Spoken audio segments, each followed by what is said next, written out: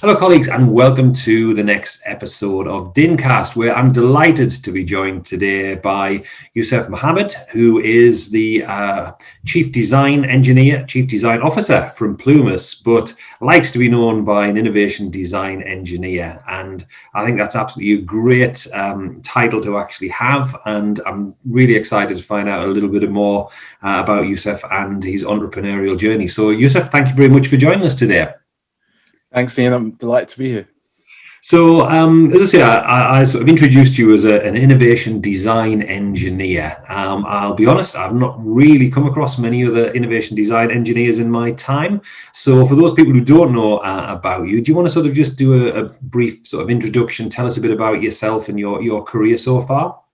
Sure. Okay, so this all started for me when I did mechanical design, materials, and manufacturing engineering at Nottingham. So I very much did a sort of standard engineering degree. And I finished my degree and I learned all this information about how you make things, different manufacturing processes, design, and what have you. But I really didn't feel like I had a way of applying it. So I had that initial master's, and I came across a course called Innovation Design Engineering at the Royal College of Art. It's actually a joint course between the Royal College of Art and Imperial College London. And there, that completely changed my life, to be honest. All the graduates, all of the students were working on projects which had real life applications. So there was one person who was trying to reduce malaria in Africa. There was a girl, Virginia, she was working on a waterless toilet.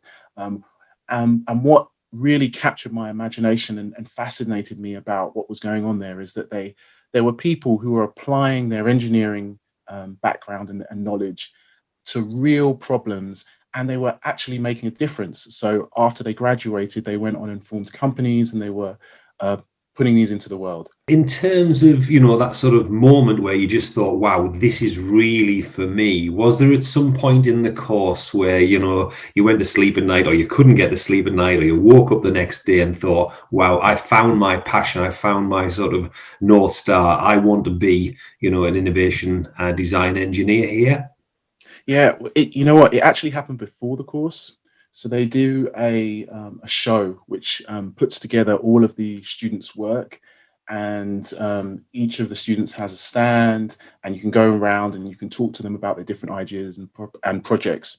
And I was trying to figure out what I was going to do with my career, and I went to this course, and I spoke to the individuals there, and they were so passionate about what they were doing. It oozed from every pore that they had, that they wanted to solve a problem, they wanted to make a difference. And I got so overwhelmed during that show that I had to leave.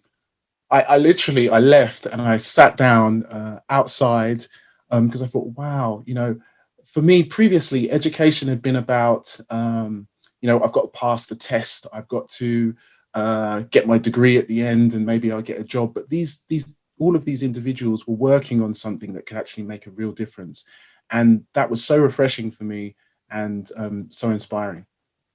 So let me sort of dig a bit deeper into your thought process. So if, first of all, how do you sort of identify, "Ooh, this is a really good problem that I'd like to have a go at solving"? Um, I think I don't really. I think to a degree the problem almost finds you in a way. I think that what I learned there was to follow my curiosity, and almost feels like an itch, an itch on your back that, and but I guess for me personally, it tends to be inspired from talking and working with people. So after I graduated, I even was involved in this TV program called The Big Life Fix, where individuals presented a problem that they wanted to solve, and you were able to use your design skills to try and find a solution. And that common thread has always happened throughout my career, where somebody has introduced a challenge that I've just thought, you know what, I can apply my knowledge and my learning and skills, and maybe I can do something here. And it's there's nothing more rewarding for me than being able to do that. And so, just sort of picking up that sort of TV sort of program there. I mean, what did you help sort of fix on the program? Okay. So I worked on a number of things, but I think the two most notable ones were, I helped a gentleman, Graham, who he had a snowboarding accident. I helped him get back on the slopes for the first time since his accident. So he was an avid, a passionate snowboarder. He still is, and he had an injury that made it much more difficult for him to use a conventional board. And I worked with a team and we developed an adaptation that allowed him to snowboard again. So I'd say that was the most, my personal favorite of the lot. Yeah. Yeah, brilliant. As you say, helping real world sort of problems there. I just wondered then, sort of, as you go through these processes where you're trying to sort of solve a problem, and we talk a lot about this on DINCast, is about sort of entrepreneurs' approach to failure. And I just wondered what your view is about as you go through projects, when things don't go right, what's the mindset that you adopt, or what's the approach that you adopt to failure? So I think the first thing I do is I seek it out, and I seek it out because it means you can understand the limits a lot of the time of a project. So whether it is understanding when a product or a solution will break down, I want to know that before the world does, if that makes sense. And I want to do as much failure as possible in a test environment, in a safe environment, before I give that solution to somebody else. I think feedback or criticism is gold when it comes to actually understanding where to put a solution or how to adapt it. So failure is a really fundamental part. I would say it's almost impossible to come up with a polished solution if it hasn't failed along the way in some form. So you're now currently, as I said, the chief design officer at a company called Plumis, and I think you're having your first sort of dip into the world of sort of social housing. So could you just sort of tell us about, Plumis and what it is that you guys have invented that housing leaders should be aware of? Okay. So, well, the I guess our product was inspired by talking to actually members of the London Fire Brigade, and this was over 10 years ago.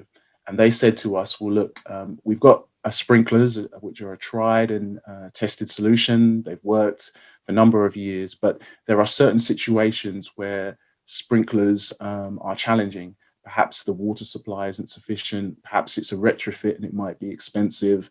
So can you come up with an alternative that you know can operate in these situations that are challenging? So we went away. We actually went to the very first International Water Mist Association conference that took place in the UK. You would never think these things existed, but when we went there, we were talking to these experts in water mist from Scandinavia, and they were saying that they used small droplets to put out fires, and it was actually commonplace on the continent. So we tried to come up with a way of using it that made the best use of its attributes and could be used to solve other problems. So we've been able to put this all together in a different package that actually allows for some interesting other value propositions as well. And I mean, obviously, it's hugely timely with the social housing white paper, the focus on resident safety and things like that. What sort of angle would you be wanting to sort of work with social housing providers, DIN members, and people like that? Are you looking to sort of, pilot this or test this and get this into some properties? So we recognized that retrofitting sprinklers can be challenging in certain types of buildings. And what we want to do is partner with some of the members and install our system in some of their housing stock so that we can get a better understanding of them and they can also understand our technology. And what this will enable us to do is to develop, well, co-develop an offering that is fit for purpose. So we might develop a new model, a new service model. Perhaps it's part capital CapEx, part OpEx, to meet their specific needs. And alongside this, we want to develop tools so that we can gauge how successful this deployment is throughout the lifetime of the product. So it's not just about, here's an initial cost for a sprinkler system. This is how do we gauge over its lifetime whether it's doing what it's supposed to do and providing value. And that is genuinely innovative, and it's a great approach to take as well, Yusuf. Hopefully we can help you with that, because as I say, we are looking into the possibility of running a lab with DIN members. So fingers crossed for that. But just sort of finally, obviously you work with lots of innovators and sort of entrepreneurs on your journey.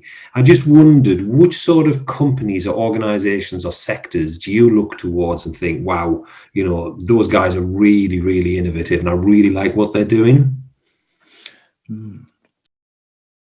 I think it's a tough question to I can't think of any particular company, but I guess I can think of a trait. So I think it's sectors or environments where they're constantly questioning whether what they have today is good enough. And I think one of the amazing things about this network is immediately the members are saying, look, we're seeking out change, we're seeking out improvement. And that a culture where that is continual, I think is really how we move things forward. It's everyone sort of striving towards improvement. So the organizations or the places where they're doing that's what I admire. Well, look, it's been really, really good talking to you today, Yusuf. I'm hoping we can have a long and fruitful relationship with you. So thank you very much for today. I'm off to sort of book my ticket for the next International Water Mist Conference. Sounds like an absolute hoot. I can get you tickets, don't worry about that. So thank you very much for sharing those insights with us today, and take care of yourself. Likewise, thank you for having me in.